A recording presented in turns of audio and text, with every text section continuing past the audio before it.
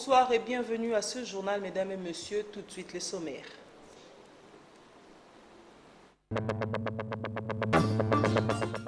Quitte ou double pour le bureau Mabunda à la tête de l'Assemblée nationale, les honorables députés nationaux se penchent sur les pétitions pour fixer l'avenir de la Chambre basse du Parlement.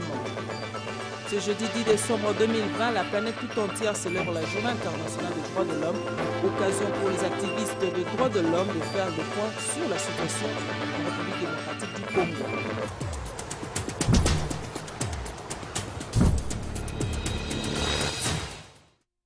Merci de nous rejoindre pour vous informer. Le président de la République, Félix-Antoine Tshisekedi Tshilombo, a reçu hier à la Cité de l'Union africaine le bureau provisoire de l'Assemblée nationale.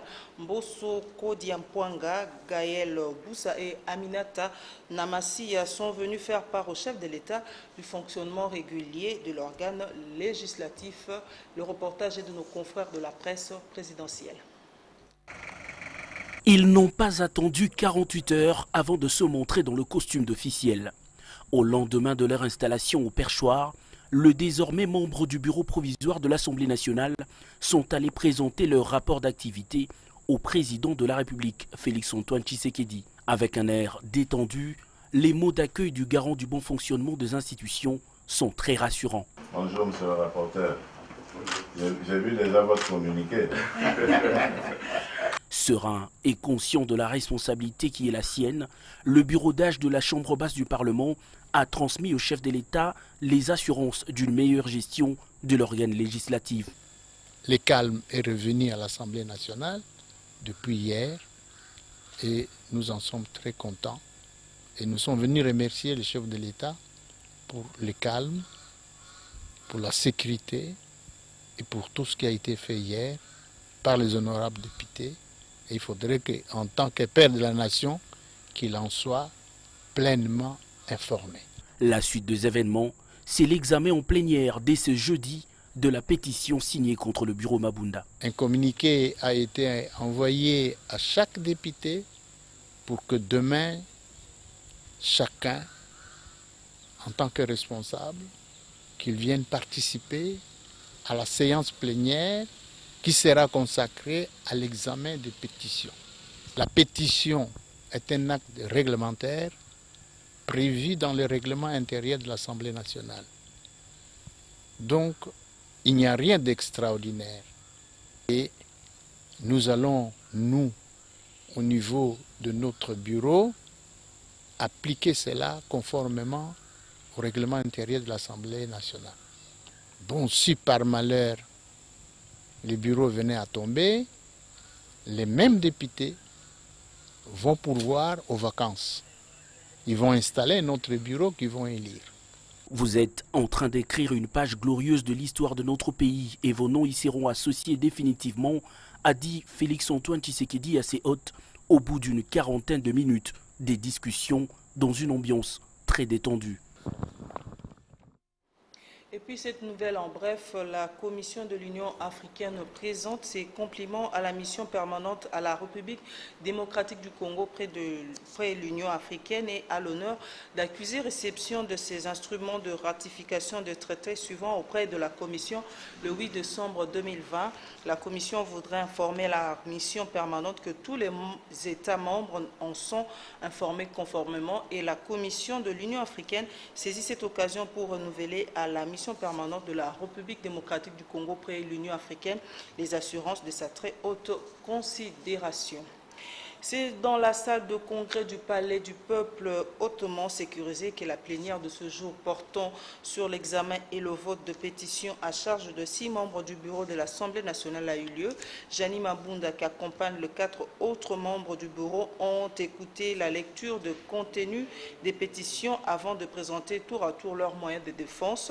Pour rappel, les pétitionnaires avaient recueilli 250 signatures contre la présidente, 234 signatures contre le deuxième vice-président, 253 signatures contre le rapporteur et son adjoint 248, 247 signatures contre le questeur et 229 contre le questeur adjoint. Au moment où nous diffusons cette information, le 484 députés nationaux présents à la salle de congrès procèdent au vote pour ou contre le membre du bureau Mabunda. Justement, à propos, la population quinoise est favorable à la déchéance du bureau Mabunda à l'Assemblée nationale, car selon eux, il ne facilite pas la tâche au président de la République, Félix-Antoine Tshisekedi. Torine Bongo pour la suite. Interrogés, les Quinois sont favorables à la déchéance du bureau Mabunda à l'Assemblée nationale. Selon leur dire, ces bureaux ne partageraient pas la vision du chef de l'État. Pourtant, il était dans la coalition. Le bureau Mabunda n'a pas bien travaillé. On ne peut que le mettre de côté puis le remplacer par un autre. On ne veut pas un Parlement qui est là pour ses propres intérêts. On ne veut pas ça. On ne veut pas ça. Nous voulons un Parlement qui est là, responsable, qui doit travailler pour le peuple.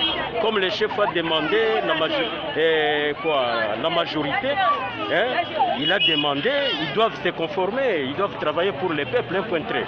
Nous qui venons de l'intérieur, nous voyons comment les gens vivent, l'état des routes, les infrastructures, les centres de santé, et tous les points de vue de la vie de la population sont vraiment malheureux. Et ils sont là seulement au lieu de travailler pour le bien-être de la population, ils travaillent pour se grêler, ils se grêlent pour leur positionnement, pour leur propre bien. Moi je suis vraiment d'accord pour le départ de toute la grande politique parce qu'on en a assez. Ces gens-là ont beaucoup traîné là-bas, ils n'ont rien fait, rien foutu. Il est temps maintenant qu'ils aient sur l'opposition, qu'ils puissent comprendre comment on gère un pays. On va les aider à comprendre comment on va bien gérer ce pays. Ils seront là pour nous applaudir à la prochaine fois qu'ils reviennent au pouvoir. Là, ils vont plus qu'on applaudir ces bêtises-là. Il faut dire que le bureau d'âge a été installé le 8 décembre 2020 et une plénière est prévue pour le jeudi 10 décembre 2020 pour statuer sur les pétitions déposées auprès du secrétariat général de l'Assemblée nationale. Le reportage que vous venez de suivre a été rendu par Africa Mujinga et le gouverneur de la ville de Kinshasa, Jean-Tiningo Bilambaka, a séjourné depuis lundi dernier à Tunis. Nous sommes là en Tunisie où il a pris part le mercredi 9 décembre 2020 à l'ouverture officielle de la 40e Assemblée générale de l'Association internationale de maires francophones, AIMEF en sigle, sous le thème « La place numérique dans le développement local ». Le propos du gouverneur de Kinshasa ont été recueillis par Sylvain Kapombo Bosengele. J'invite à présent M. Gobilam Baka-Gentini, gouverneur de Kinshasa. Qu'en dépit des crises sanitaires et sécuritaires, nous avons poursuivi notre réflexion et nous avons continué à mettre en œuvre nos projets concrets de solidarité puisque nous avons bien plus investi dans cette année dans les opérations de terrain que dans les années précédentes. Ces travaux en atelier, ces niveaux d'investissement, notre présence ici sont bien l'expression de notre volonté collective de ne pas baisser les bras face à l'adversité, de ne pas attendre les jours meilleurs de l'après-crise. Mes chers collègues, nous vivons un moment particulier dans l'histoire de notre espace géographique avec au centre de la réflexion la question du pouvoir. Pouvoir des élus locaux et pouvoir des plateformes numériques. Nous sommes au début de cette réflexion à la lumière de la crise sanitaire qui nous frappe et des problématiques générées par les changements climatiques dont nous savons qu'il est incontestable. Les maires sont au cœur de ces bouleversements et c'est là en raison de leur proximité des citoyens et du quotidien. L'humanité célèbre ce 10 décembre 2020 la Journée internationale des droits de l'homme. Selon l'article 1er de la Déclaration universelle des droits de l'homme, tous les êtres humains naissent libres, égaux, en dignité, en droit. Malgré cela, les droits de l'homme ne sont toujours pas respectés dans plusieurs pays du monde, notamment en République démocratique du Congo. Esther Badi-Biabia. Le 10 décembre marque la Journée internationale des droits de l'homme. Déclarée en 1948 par les Nations Unies, cette journée a été créée pour que chaque individu défende ses droits et ceux des autres. Aussi, promouvoir l'appartenance de tous les hommes à la famille humaine. Les droits de l'homme prennent un nouveau sens lorsqu'ils deviennent une réalité dans la vie quotidienne de chaque personne dans le monde. Droit à l'éducation, à la santé, à la justice, à la science, à la culture et à la communication. En RDC, plus de 4000 cas de violation de droits de l'homme ont été enregistrés selon l'ONU au cours du premier semestre de 2020 sur son territoire, soit une augmentation de 17% par rapport au semestre précédent, soit de juillet à décembre 2019. Cette tendance à la hausse s'explique par une augmentation exponentielle de plus de 91% du nombre des atteintes attribuables aux groupes armés. Les bureaux conjoints signalent une détérioration de la situation des droits de l'homme dans les provinces en conflit, en particulier l'Ituri, les Sud Kivu, les Tanganyika et les Nord Kivu, à cause d'un activisme de groupes armés. Cette tendance à la hausse s'explique notamment par un grand nombre d'arrestations arbitraires et de détentions illégales, ainsi qu'à des violations au droit à la liberté d'expression. Selon les bureaux des Nations Unies pour le droit de l'homme, 80 militaires de FARDC, 25 agents de la PNC et 28 membres de groupes armés ont été condamnés pour des actes de violation de droits de l'homme sur tous les territoires de la RDC. Justement, à l'occasion de la célébration de la Journée internationale des droits de l'homme, Mwamba Mouchikon, qui est président de la Commission nationale des droits de l'homme, institution d'appui à la démocratie, évoque l'amélioration de la situation des droits de l'homme à 30% en République démocratique du Congo et insiste sur le déploiement de magistrats dans le recoin du pays pour rendre la justice aux justiciables. Le propos du président de la CNDH ont été recueillis par Torine Bongo, Raissa Kitambala et Hugues Moussangilay. La situation des droits de l'homme, c'est une conséquence des engagements. Cette journée représente l'engagement des États à respecter les droits de l'homme et à faire respecter les droits de l'homme. Et lorsque les droits de l'homme sont violés, c'est l'État signataire qu'on condamne pour le cas de violation des droits de l'homme. Donc ici, nous nous souvenons des engagements des États qui se sont engagés depuis 1948. Aujourd'hui, nous célébrons le 72e anniversaire de la Déclaration universelle des droits de l'homme. Mais cette déclaration n'est pas restée seulement une simple résolution, une simple déclaration. Ça devient un instrument contraignant une fois incorporé dans les différents instruments nationaux des droits de l'homme, en l'occurrence les constitutions. Nous donnons des causes de violation des droits de l'homme. Nous disons que les magistrats sont insuffisants. Et aussi les magistrats sont beaucoup plus basés à Kinshasa qu'à l'intérieur. C'est-à-dire les gens de l'intérieur sont laissés à leur triste sort et ils subissent des cas de violation des droits de l'homme à tout moment. Mais que faire pour construire? Il faut recruter les nouveaux magistrats. Comme le chef de l'État l'a bien dit dans son discours. Il faut recruter les nouveaux magistrats. Il faut restaurer les primes de brousse pour que les magistrats qui sont à l'intérieur des provinces obtiennent des primes de brousse pour compenser avec ceux-là qui veulent être à Kinshasa. De son côté, la Ligue de la zone Afrique pour la défense des droits des enfants et élèves, l'ISADEL, a déposé un mémorandum à la Cour de cassation ce jeudi 10 décembre 2020. Bien avant, ses membres ont organisé une marche pour soutenir la gratuité de l'enseignement. Papi Katassi. La marche de soutien à la gratuité de l'enseignement primaire organisée par la Ligue de la zone Afrique pour la défense des droits des enfants et élèves a commencé au niveau de la première rue de la commune de Limete. C'est M. Joseph Godé Kayembe, président du conseil d'administration de l'ISADEL, qui a donné le go de la marche accompagné par son comité et quelques membres qui ont pris la direction du boulevard triomphal en passant par l'avenue Sendoué pour chuter devant le palais du peuple où le président a expliqué les grandes lignes de leur mémorandum déposé à la Cour de cassation. Le ministre de l'EPST, avec son équipe, le directeur de SECOPE, le secrétaire général, ainsi que le cardinal, Monseigneur Ambongo, ils ont décidé de torpiller la mesure prise par le gouvernement. Raison pour laquelle nous avons pensé qu'il faut ce matin faire une marche pour exprimer notre mécontentement et demander aux autorités de la République d'user de leur pouvoir pour imposer la gratuité dans les écoles publiques. Ici, il est de noter que la LISADEL est une organisation non gouvernementale de droits humains spécialisée dans la promotion et la protection des droits des femmes et des enfants œuvrant dans la thématique de l'enfant et de la femme depuis 1994. Au mois de juin 2020, la province de la Chuap a été minée par la crise institutionnelle et le gouverneur Walelou Fungula. C'est la page rétrospective de cette édition.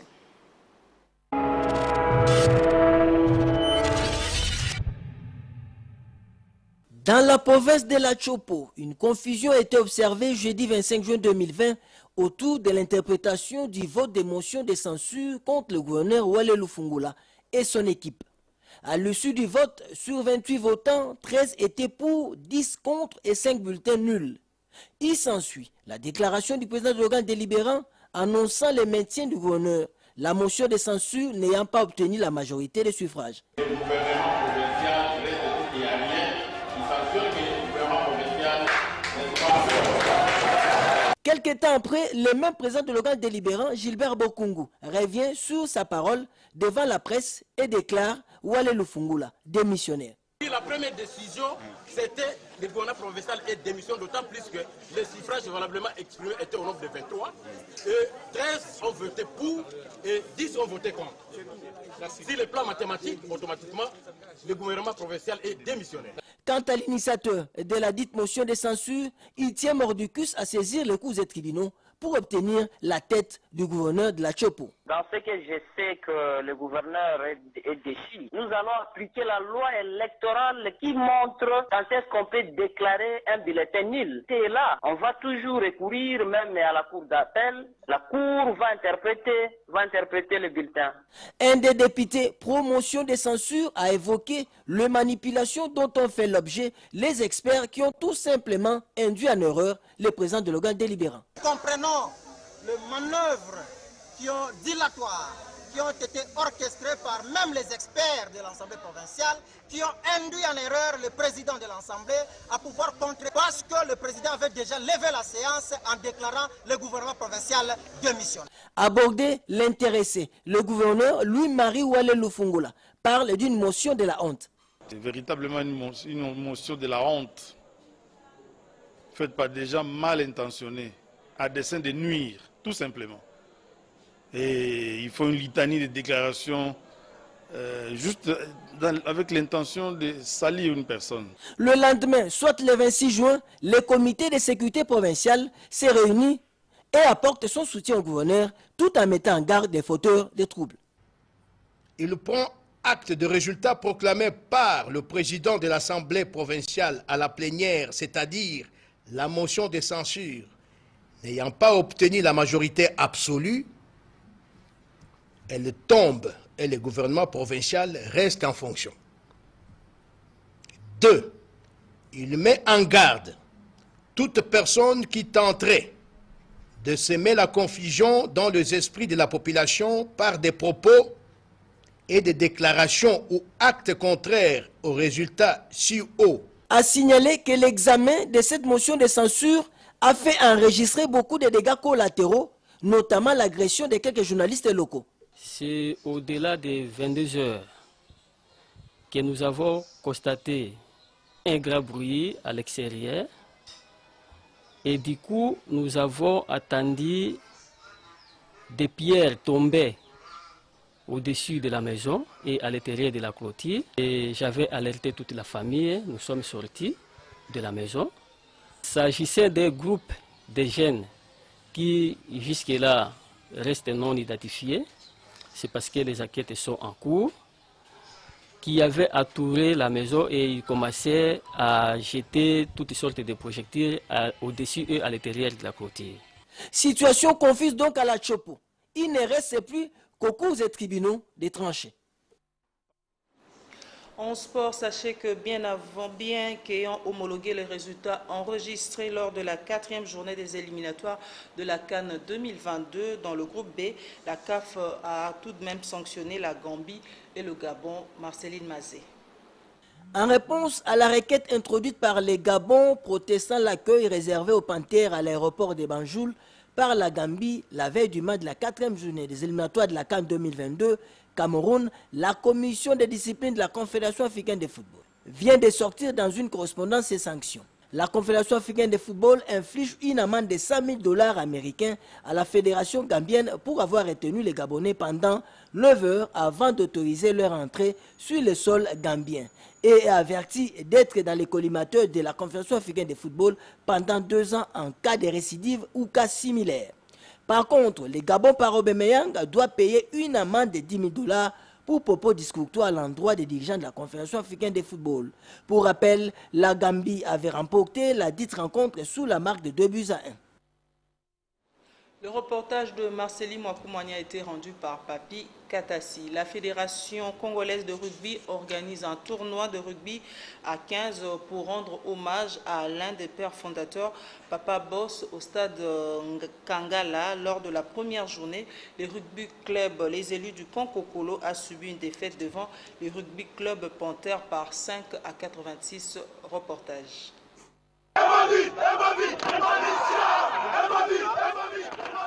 La Fédération congolaise de rugby organise un tournoi de rugby à 15 pour rendre hommage à l'un de ses pères fondateurs, Papa Boss, malgré la situation sanitaire liée à la pandémie du coronavirus.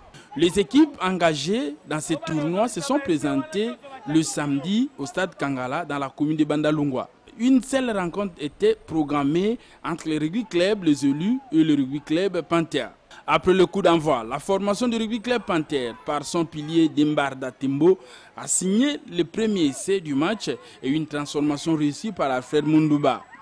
Quelques minutes plus tard, Ngoma Isaac, Achim Massamba, Kongolonkoi, Alfred Mundouba, Jonathan Mampala ont également chacun marqué au moins un essai.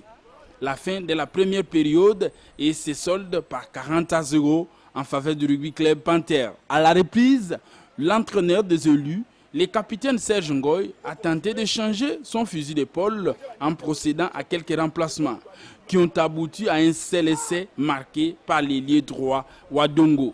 L'équipe a été rajeunie, donc c'est une équipe qui date de longtemps. Mais chez nous, on a souvent l'habitude, puisque c'est une école, quand on forme les gens, à la fin, ces gens-là sont mités pour aussi aller former ailleurs. C'est une équipe qu'on a rajeunie, mais sinon ça va. Nous demandons seulement à la hiérarchie de nous soutenir. Nous avons notre commandant de l'école qui s'occupe souvent de nous. Bon, nous demandons aussi aux autorités de pouvoir aussi nous soutenir de façon qu'on puisse participer dans le tournoi. Notons que la rencontre a été caractérisée par un esprit de fair play ou une bonne ambiance. C'est là en présence des autorités de la Fédération congolaise de rugby, de la RDC et de la Ligue provinciale de Kinshasa et des FARDC. Les 30 joueurs ont produit un spectacle de qualité. Encore un mot en sport avant de changer de chapitre. Le tournoi de tennis de Kinshasa a démarré il y a quelques jours au cercle de Kinshasa dans la commune de la Gombe. Poursuit son bonhomme de chemin, Papi Katassi et Rigomolopo reviennent sur le dernier résultat enregistré. Les premières Open du cercle de Kinshasa de tennis qui se jouent au cours de ce cadre de la petite balle jaune quinoise à bord de sa vitesse de croisière avec la finale déjà connue des vétérans dames qui va opposer demain vendredi entre Patricia et Juliana. Pour la catégorie des professeurs, les quarts de finale se sont joués avec la victoire du père Ilemon Zoku face au duo Machini Mabio 2-7-0, soit 6-2 6-3. Etienne Waku et Toro ont battu Achille Yoka Ngonga 6-3, 1-6, 6-4. Chez les seniors dames, Nancy Onya, la numéro 1 en République du Congo, a disposé de son élève Katine Deko sur la note de 2-7-0, soit 6-0, 6-0. Chez les messieurs, les quarts de finale ont donné les résultats suivants. Sarman Kouloufa a battu Amouli Christian 2-7, soit 6-0, 6-0. Christian Saïdi avec Rigen Waku 6-1, 6-0. Victoire de Toubi Bessombi face à Pavé Bokata 6-2, 6-2. Enfin, la victoire d'Arnold Inkondo d'Eva Lucio Bosaka 6-1, 6-2, soit 2-7-0. Dans l'ensemble, le premier tournoi du cercle de Kinshasa se passe dans une ambiance cordiale et surtout chez les vétérans 1 et 2. Débuté le 28 novembre 2020, Les finales de ce tournoi de tennis du cercle de Kinshasa se joueront le 12 décembre 2020 au cercle de Kinshasa. Prenons à présent le condensé de l'actualité africaine avec nos partenaires de la Voix de l'Amérique.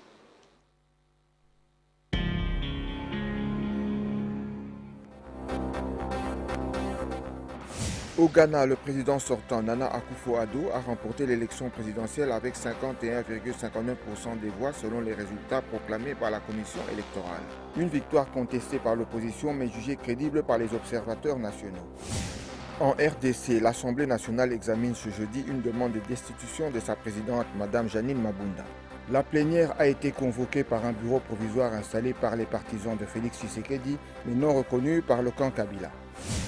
En Côte d'Ivoire, l'ex-président et principal opposant Henri Konan Bédié a mis fin mercredi au Conseil national de transition mis en place par l'opposition qui conteste la réélection du président Alassane Ouattara.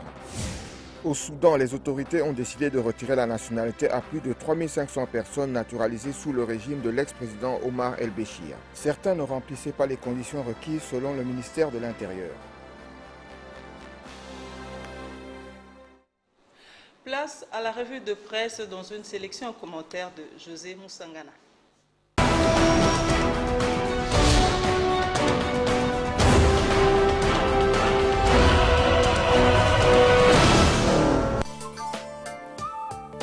Bienvenue dans ce journal de journaux. Ouvrons le bal avec le Forum des As qui titre à sa une la plénière de tous les dangers ce jeudi à l'Assemblée nationale. Tombera pas. L'essor du bureau de la Chambre basse du Parlement congolais sera connu à l'issue de la plénière de ce jeudi 10 décembre, uniquement consacrée à l'examen de la pétition contre l'équipe Mabunda. La même problématique a été reprise par la prospérité en ces termes. Assemblée nationale, Mabunda poussée à la porte de sortie aujourd'hui.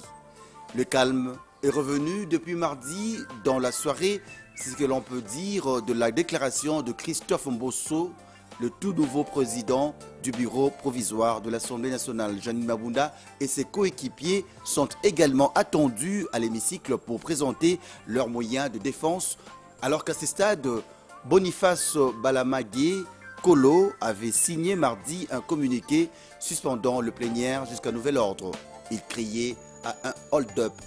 De son côté, l'avenir s'interroge. Leila Zerougui a-t-elle échangé avec Janine Mabunda? Des sources proches de l'avenir renseignent que l'honorable Janine Mabunda, présidente de l'Assemblée nationale, a échangé mardi dernier avec la patronne de la MONUSCO. Le porte-parole de la MONUSCO par intérim, Mathias Gilman, explique que la représentante spéciale rencontre tous les responsables politiques, quelles que soient les divergences qui existent ou des désaccords politiques. Il faut que cette crise politique soit résolue par de voies pacifiques. C'en est fini pour cette revue de presse. Extension de programme sur la chaîne des références. Au revoir.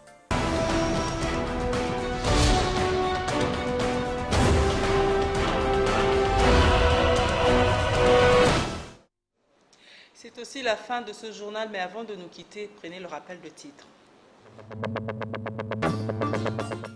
Qui tout double pour le bureau Mabunda à la tête de l'Assemblée nationale, les honorables députés nationaux se penchent sur les pétitions pour fixer l'avenir de la Chambre basse du Parlement. Ce jeudi 10 décembre 2020, la planète tout entière célèbre la Journée internationale des droits de l'homme, occasion pour les activistes des droits de l'homme de faire des points sur la situation en République démocratique du Congo.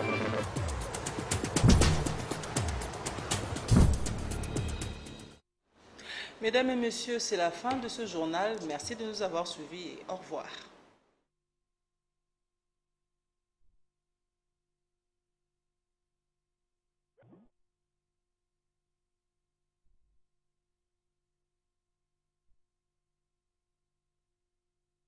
Thank you.